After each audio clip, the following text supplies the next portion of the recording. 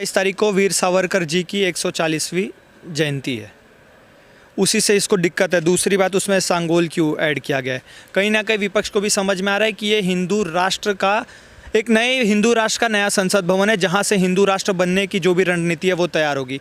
इसी चीज़ से विपक्ष डरा हुआ है। विपक्ष ने तो सिर्फ राष्ट्रपति जी को एक मुद्दा बनाया। अगर राष्ट्रपति जी से विपक्ष को इतना ही प्यार होता तो वही जयराम रमेश है कांग्रेस के, जिन्होंने इनको राष्ट्रपति बोला था, एविल फिलॉसफी बोला था, मोदी की चमची बोला था, रबर स्टैम्प बोला था और पता नहीं क्या क्या क्या क्या उलझुल बयान दिए थे। तो अगर इतना ही प्यार होता तो इतने सारे बयान देते ही नहीं, जयराम रमेश को पार्टी से निकाल दिया होता।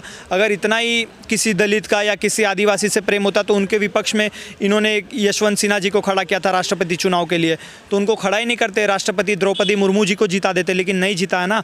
ये सिर्फ और सिर्फ एक ढोंग है, सिर्फ और सिर्फ भाजपा को बदनाम करने की, हिंदू राष्ट्र बनने से कह रहा हूँ। 28 तारीख को वीर सावरकर जी की जयंती है। वही वीर सावरकर है जिसको राहुल बात बात पे बदनाम करते हैं कि मैं सावरकर नहीं हूँ, जो ये ब्रिटिशर के तलवे चाटूंगा, ब्रिटिशर के उस पर साइन नहीं करूँगा, उनका बात नहीं सुनूंगा। ये सावरकर को कहाँ नहीं बदनाम किया इन्होंने? जहाँ इनको मौका मिला, जहाँ प्लेटफॉर्म मिला, वहाँ पे सावरकर के खिलाफ इन्होंने जहर उगलाए।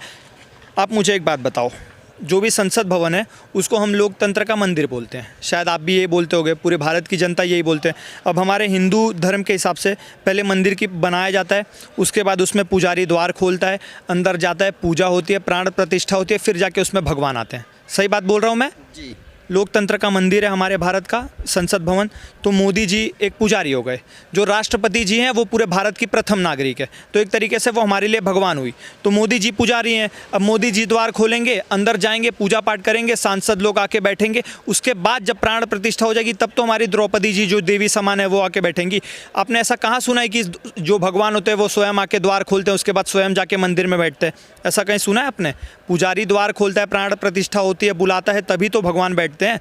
तो उसी तरीके से जब प्राण प्रतिष्ठा हो जाएगी, मोदी जी बैठ जाएंगे अंदर, पूजा पाठ हो जाएगी, शुद्धिकरण हो जाएगा, हम द्रौपदी मुर्मू जी को बुला देंगे। अगर इन कांग्रेसियों को इतना ही विरोध करना है तो सबसे बड़ा विरोध क्या होगा? पहली बात तो ये चुनाव लड़ते हैं जीतने के लिए, जीतने के बाद उसी संसद में बैठने का सपना लेके मुंह में लार भर के घूमते हैं कि मैं जीत जाऊंगा तो उसी संसद में जाके बैठूंगा। अगर तुम्हें उस सांसद भवन का विरोध करना है तो आप चुनाव ही मत लड़ो, जाओ ही मत उस सांसद भवन में, जीत के चुनाव का बहिष्कार कर दो, तब मैं मानूंगा कि हाँ तुम्हारे अंदर दर्द हो रहा है, तुमने चुनाव का बहिष्कार कर दिया, इसका मतलब तुम उस सांसद भवन के खिलाफ हो। लेकिन ऐसा नहीं करेंगे, ये चुनाव लड़ेंगे, जाएंगे, उसमें सांसद बन के बैठेंगे भी, उसमें उलझुल बातें भी करेंगे, संसद भंग भी करेंगे, हर चीज़ का लुत्फ भी उठाएंगे, फिर उसी का विरोध भी करते हैं। कहा जा रहा है कि भाजपा जो है वो दलित विरोधी है, आदिवासी विरोधी है, इसीलिए उनसे शिलान्यास नहीं करवाना चाहती। शिलान्यास में भी उन्होंने रामनाथ कोविंद को नहीं रखा और अब उद्घाटन में भी नहीं रखा जा रहा है।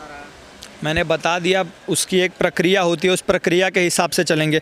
अगर मोदी जी इतने ही विरोधी होते तो मोदी जी ने तो रामनाथ कोविंद को बनाया था राष्ट्रपति। चाहते तो नहीं बनाते, उनके पास बहुमत थी, लेकिन बना दिया।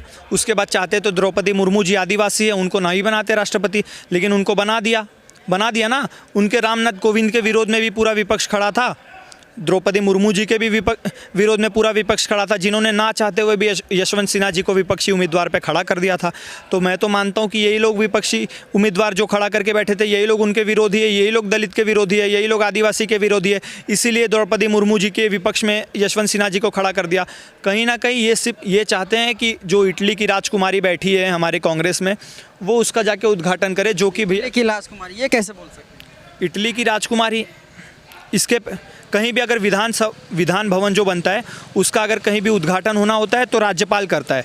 लेकिन हमारे 2013 में मणिपुर में बना, हमारे प्रधानमंत्री जी मनमोहन सिंह जी थे, उनको भी नहीं बुलाया गया, सोनिया गांधी मुंह उठा के चली गई उद्घाटन करने, तब इन्होंने सवाल क्यों नहीं पूछा। छत्तीसगढ़ में बना, तब सोनिया गांधी जी चली गई उद्घाटन करने, ना भूपेश बघेल को बुलाया, ना वहाँ के राज्यपाल को बुलाया, तब इनको कोई दर्द नहीं हुआ, तब इनके पेट में दर्द नहीं हुआ, तब ये प्रश्न क्यों नहीं पूछा था। अब हमारे प्रधानमंत्री जी उद्घाटन कर रहे हैं तो इनको दर्द हो रहा है। प्रधानमंत्री कोई छोटा मोटा पद थोड़ी, हमारे भारत के प्रधानमंत्री 140 करोड़ लोगों के प्रधानमंत्री है, जिनको इतनी बड़ी विशालकाय जनता का समर्थन मिला हुआ है, वो उद्घाटन कर रहे हैं, तो उससे क्या दिक्कत है उनको?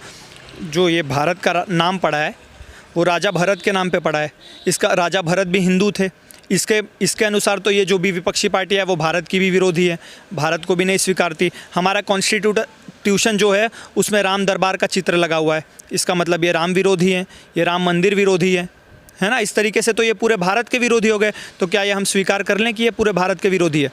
एक मुद्दे पर आप देख लो, जब ये पुलवामा हुआ था उसके बाद भारत ने सर्जिकल स्ट्राइक की, उरी की, बालाकोट की, सबसे इनको दिक्कत है। कभी हमारे CDS विपिन रावत जी को गुंडा बता देना, आर्मी को ये बता देना, उसके बाद डेमोक्रेसी खतरे में कर देना, लोकतंत्र खतरे में कर देना, जबकि इतना लंबा चौड़ा यात्रा निकाल के आए थे ना, कुछ भी दिक्कत नहीं हुई। भाई बहन दोनों बर्फ़ में खेल रहे थे, किसी ने कुछ नहीं किया, ना सिक्योरिटी कुछ नहीं।